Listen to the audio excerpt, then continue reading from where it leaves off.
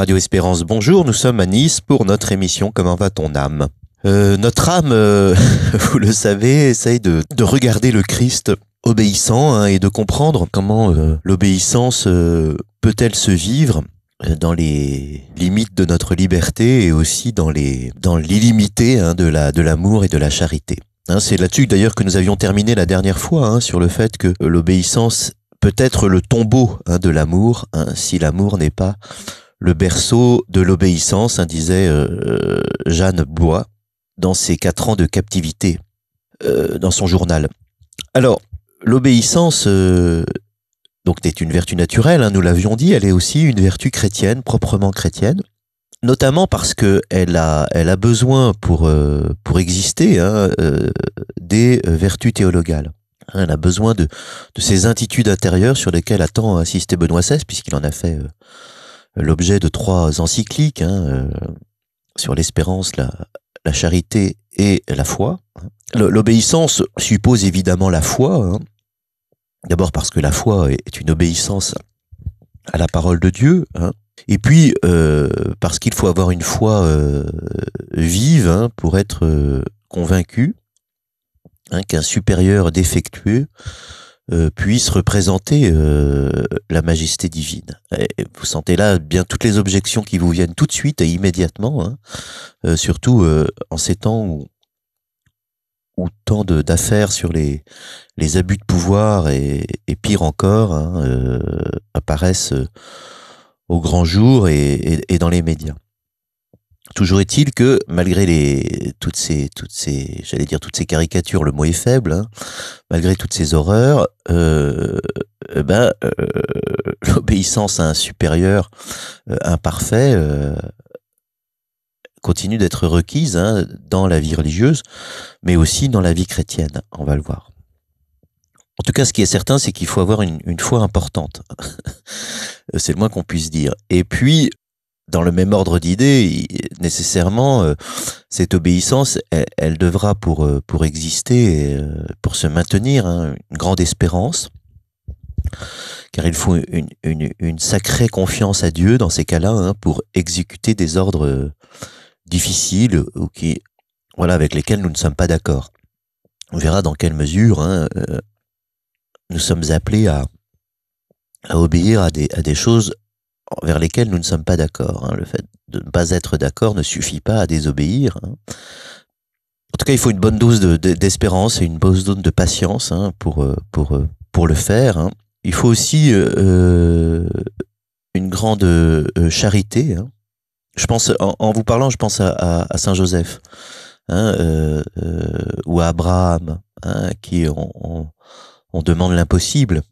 Hein, et on demande à vue humaine quelque chose avec lequel forcément ils ne sont pas d'accord, ou avec lequel ils ne peuvent pas tout comprendre, et donc avec lequel leur intelligence ne s'accorde pas quand même immédiatement et tout de suite. Et donc il y a une espérance en Dieu, il y a une confiance, hein, dans l'annonce de l'ange pour y aller quand même.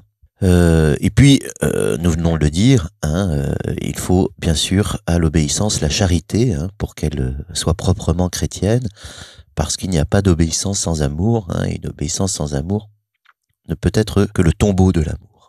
Et d'un autre côté, on peut dire que l'obéissance a besoin des vertus théologales pour vivre, mais que l'obéissance, comme le dit saint Augustin, contient toutes les vertus, hein. Il dit même qu'elle est la source, hein, et la mère de toutes les autres. Il dit ça dans le livre contre les adversaires, contre les hérésies. Bon, peu importe.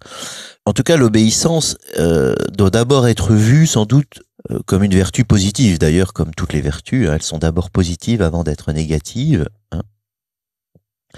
Et dans la Bible, l'obéissance, elle est fondamentalement caractérisée, hein, par cette dimension positive, hein, de faire la volonté de Dieu, hein. Donc le but de l'obéissance, c'est vraiment d'adhérer librement à Dieu, motivé, hein, qu'on est par l'amour qu'on lui porte, hein, par la volonté de faire la volonté de Dieu, pour ne lui faire qu'un, pour faire une seule volonté avec lui, hein. Et ça, c'est l'ordre de l'amour. Et le salut vient de ce que nous faisons la volonté de Dieu. Alors il y a l'élément négatif qui est le renoncement à notre volonté propre, mais j'allais dire ça c'est la conséquence. Mais le but c'est vraiment l'union à la volonté de Dieu. Hein.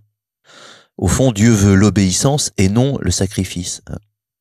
Et parfois, évidemment, pour obtenir cette obéissance, il nous faudra faire un sacrifice, parce que parfois ce que Dieu nous demande est contre notre volonté propre, mais pas toujours, pas à chaque fois. Donc j'allais dire le sacrifice est moyen, alors que l'obéissance est finalité, but. Hein. Et ce que nous voyons nous dans le sacrifice, c'est l'obéissance, et ce que nous voyons dans l'obéissance, c'est l'amour. Hein. Donc le sacrifice de notre volonté propre n'est au fond qu'un moyen parfois indispensable, hein, pour parvenir à la conformité avec la volonté divine, en tout cas avec l'union avec la volonté divine. Vous voyez, on sait bien que c'est l'amour du Christ, hein, qui nous a sauvés, ce n'est pas sa mort. Eh bien, c'est la même chose, hein, c'est l'obéissance du Christ, hein, et non sa mort, hein, qui nous vaut. Donc faire la volonté de Dieu et ne pas faire notre volonté propre sont évidemment étroitement liés, mais elles ne sont pas pour autant strictement coextensives. Hein. Faire la volonté de Dieu ne suppose pas toujours de renoncer à sa volonté propre, car ma volonté propre peut s'accorder à la volonté de Dieu. Hein. Et faire sa volonté ne conduit pas toujours à ne pas faire celle de Dieu. Mais là, j'ajoute quand même un point, c'est que si nous faisons notre volonté pour faire notre volonté à nous, même si ça concorde à celle de Dieu, c'est pas animé par la charité et par l'amour. Hein. On obéit en motif, non que ça répond à ma volonté personnelle, hein, mais à celle de Dieu. En tout cas, l'obéissance, hein, prend pour modèle l'obéissance du Christ, hein, et c'est sûr que cette obéissance a un prix. En tout cas, dans le Christ, c'est clair. Hein. Tout fils qu'il était, avec un F majuscule, il a pris de ce qu'il souffrit, hein, l'obéissance. Nous dit l'Épître aux Hébreux. Et l'Épître aux Philippiens nous dit que cette obéissance, il l'a vécue jusqu'à la mort, hein, et à la mort sur une croix. Donc c'est clair, et j'allais dire, malheureusement, nous ne perdons pas de vue que l'obéissance qui nous est demandée peut aller jusqu'à la mort, et à la mort sur la croix. Hein. Parce que le serviteur n'est pas plus grand que le maître, hein, et que l'obéissance comme l'amour est nécessairement, c'est trop dire, mais qu'elle est le plus souvent marquée par la croix, parce que nous sommes dans un monde où ce qui est spontané, ce n'est pas l'amour de Dieu, ni l'amour du prochain. Hein. C'est ce qui est spontané, c'est les réflexes, j'allais dire, pour exagérer, diaboliques en nous. Hein. Donc il y a des contradictions à l'intérieur de nous, et puis nous subissons aussi à l'extérieur de nous. Et donc on peut pas rêver d'une obéissance facile, hein, qui ne nous coûterait rien, en tout cas, ni ne nous contraindrait en rien. Hein. Et c'est pour ça d'ailleurs qu'on appelle ça l'obéissance, et pas simplement l'abandon, la confiance ou l'amour. Hein. L'obéissance désigne aussi, le mot, hein, désigne en nous une réalité psychologique, hein, archaïque, hein, si j'ose dire, puisqu'elle appelle les premières expériences de l'enfant, hein, qui sont des expériences douloureuses, hein, du fait d'obéir à la volonté de nos parents, et ces différentes obligations, hein, qui nous ont libérés. On parle beaucoup en ce moment de la dictée, l'orthographe, l'uniforme à l'école, la règle. Et on entend certains, même députés, c'est incroyable, dire que c'est liberticide. Enfin, c'est l'inverse qui est liberticide. C'est le fait de ne pas imposer de règles à un enfant qui tue sa liberté, parce que il sera soumis à toutes les modes et à toutes les influences devant lesquelles il a du mal, comme nous d'ailleurs, hein, mais plus encore un enfant, à résister. Donc c'est l'obligation qui libère, hein, et non l'absence d'obligation. Enfin bon, bref. Euh, je laisse là ceux qui sont censés représenter et faire les lois, leur petite philosophie de magazine adolescent, si je puis dire, hein. Et encore, je suis gentil. Enfin bref. Excusez-moi, mais enfin, c'est tellement évident qu'on se demande encore comment c'est possible qu'on puisse encore avoir ces débats-là au XXIe siècle. Enfin. Donc, ce qui est sûr, vous voyez, c'est que psychologiquement, on est marqué par ces expériences d'obéissance qui ont été des expériences douloureuses, hein, et qu'il ne faut pas se leurrer. C'est que si on parle encore d'obéissance dans ce langage, c'est que ces expériences douloureuses vont demeurer, hein. Et il y a des moments où tout au-dedans de nous, hein, on crie « Dieu ne peut pas vouloir cela de moi, hein ». Et c'est compliqué, hein. Alors, est-ce que ça veut dire que la souffrance est un critère d'obéissance? Non, c'est pas un critère, hein. Le critère, c'est d'obéir à la volonté de Dieu. Mais c'est un signe, hein. La souffrance manifeste que nous ne faisons pas notre volonté propre. Donc, hein, vous savez, il n'y a pas de fumée sans feu, hein, comme on dit. La fumée est le signe du feu. Il n'y a pas besoin de fumée pour faire du feu. Il existe des épreuves chez Baden-Powell, hein, il faut faire un feu sans fumée visible en tout cas. Vous voyez, donc et pour que le feu existe, il faut que le feu existe. Voilà. Mais évidemment, quand on voit la fumée, elle est plus le signe du feu que le feu lui-même, hein, surtout au loin. Quand on voit pas encore le feu, c'est la fumée qu'on voit d'abord. La douleur, évidemment, de mourir à soi-même, à sa volonté propre, hein, elle manifeste assez clairement, hein, que nous obéissons à Dieu. Et c'est pour ça que c'est sans doute la vertu du renoncement la plus forte, hein. D'ailleurs, je dois renoncer à parler maintenant parce qu'il faut faire la pause. À tout de suite.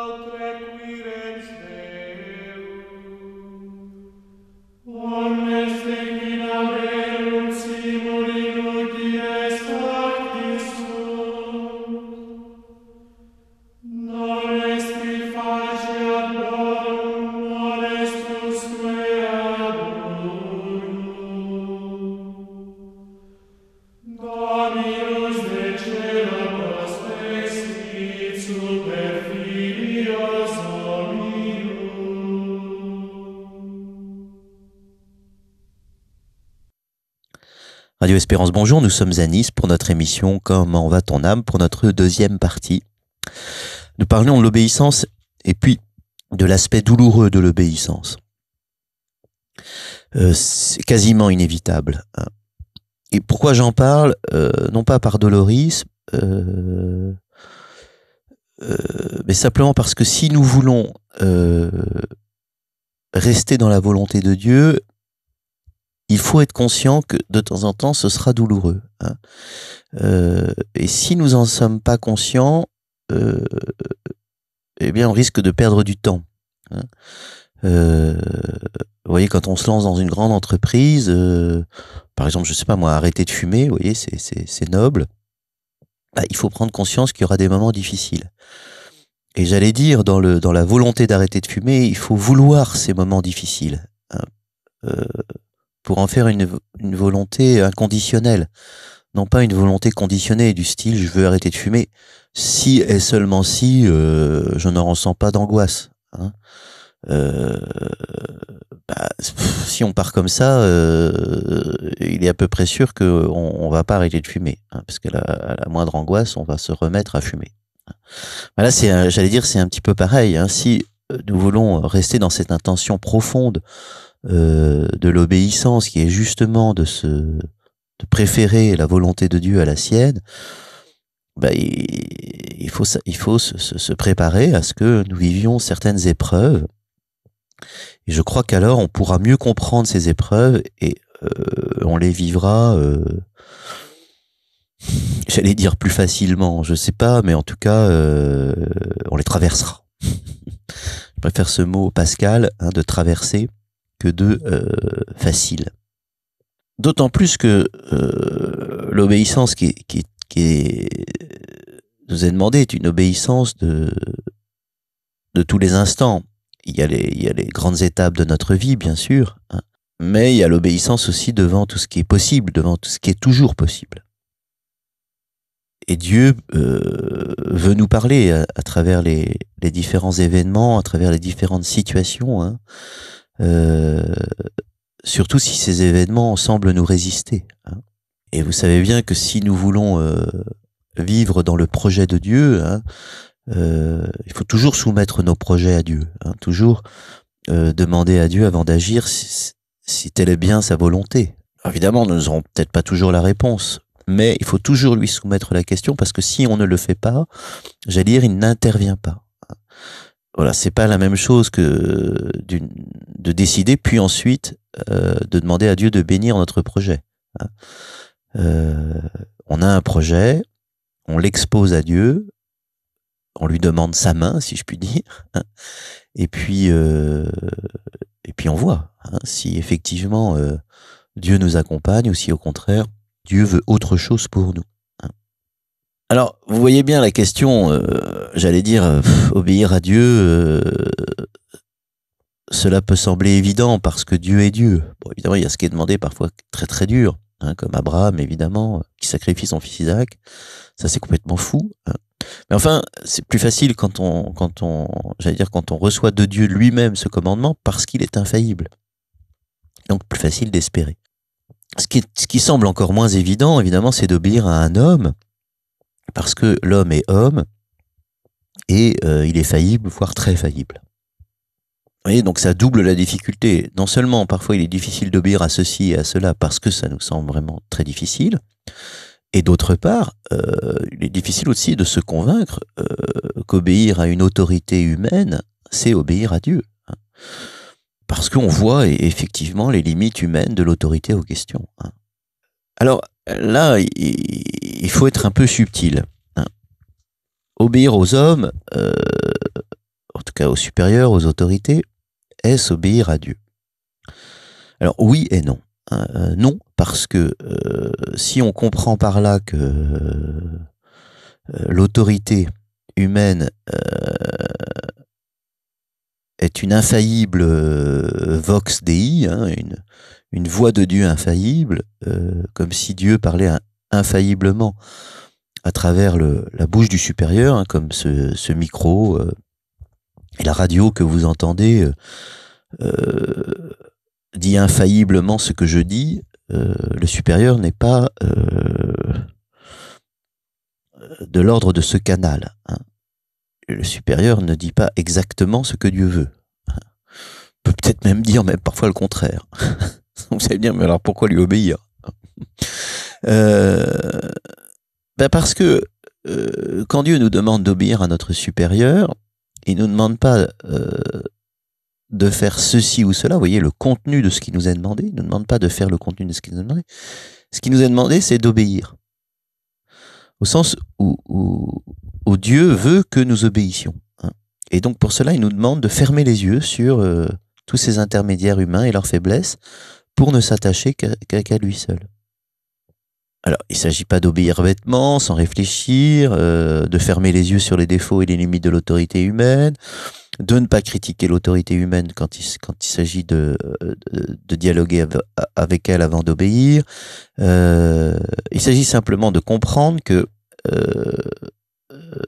dans l'obéissance, ce qui est demandé, ce n'est pas ceci ou cela, mais c'est d'obéir. C'est ça qui est important. Alors c'est très important parce que c'est ça parfois qui a été le lieu des manipulations.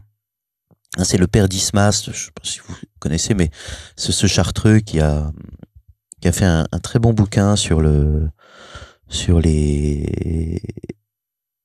dérives, hein, des abus d'autorité et des abus sexuels aussi, mais enfin, d'abord des abus d'autorité dans l'accompagnement spirituel, que ça vienne de religieux ou de laïcs, peu importe.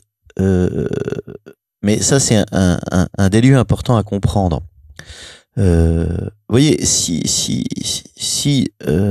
quand on obéit à quelqu'un, on pense qu'il est la voix de Dieu, c'est-à-dire qu'il dit infailliblement ce que Dieu pense, bah, évidemment, tout ce qu'il dit, du coup, devient divin.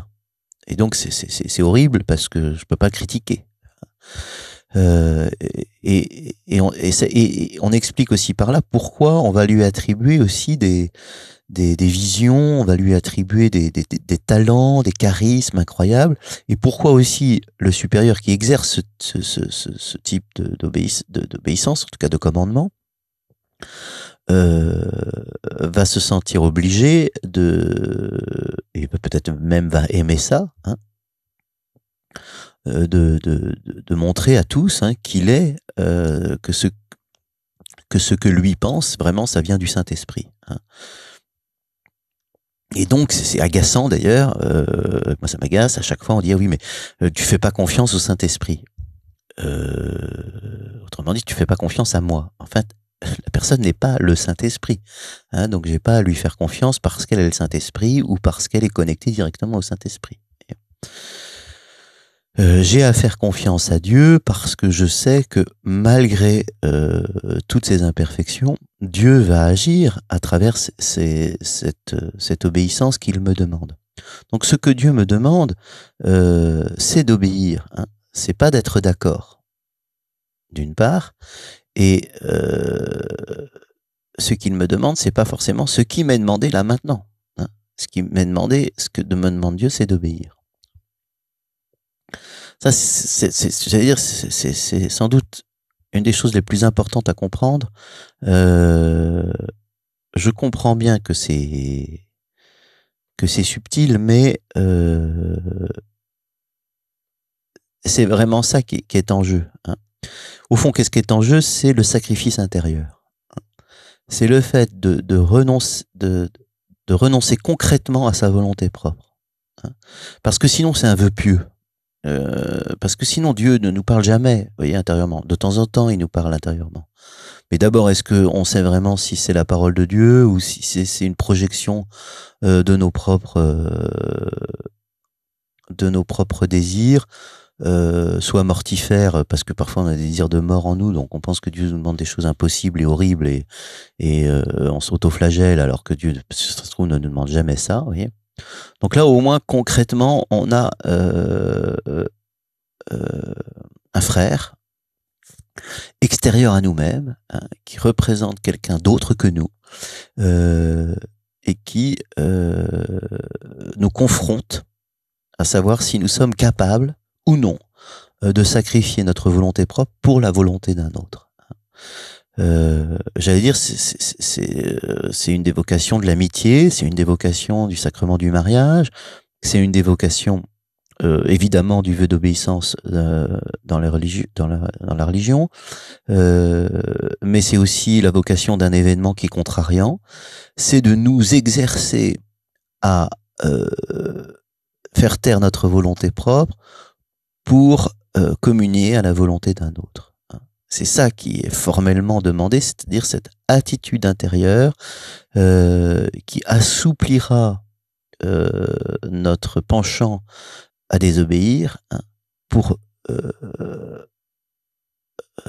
apprendre de ce sacrifice intérieur, hein, la vérité de l'amour. Et c'est pareil pour la nuit de la foi, hein. Au fond, la foi grandit dans la nuit parce que dans ces nuits, je vais apprendre à m'en remettre vraiment totalement à Dieu et pas simplement aux béquilles qui sont habituellement les miennes dans mon acte de foi. Et dans cette remise totale, eh bien, ça purifie ma foi et elle devient comme de l'or. Mais la nuit n'est qu'une étape. Alors après, évidemment, il y a des limites à cette obéissance. On y reviendra la semaine prochaine, puisque effectivement, à chaque fois qu'on parle d'obéissance, c'est surtout ça qui nous intéresse, c'est comment faire pour désobéir. Moi, ce qui m'intéressait, c'était de vous aider à comment faire pour comprendre ce qu'est la bonne obéissance et pourquoi elle est vitale dans notre vie spirituelle et dans notre vie chrétienne, si on veut évidemment avancer dans l'amour de Dieu et faire sa volonté. Écoutez, je vous laisse là-dessus. À très bientôt. Bon courage et que l'Esprit Saint habite nos cœurs.